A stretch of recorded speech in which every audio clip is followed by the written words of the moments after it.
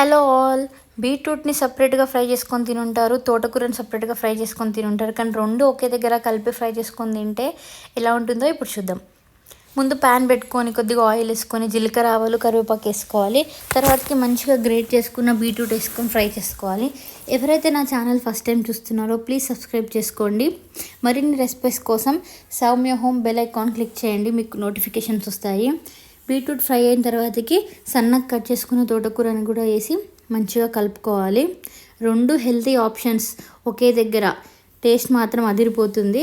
తర్వాత అందులో కొద్దిగా పసుపు వేసుకొని కొంచెం సేపు మూత పెట్టుకోవాలి. చూడండి ఎంత బాగా ఫ్రై అయిపోయినా మంచిగా మగ్గినాయి అన్నీ.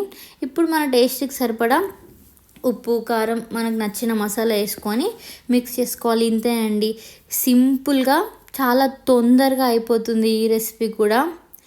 ప్లీజ్ నా ఛానల్ సబ్స్క్రైబ్ చేసుకోండి. Thank you all.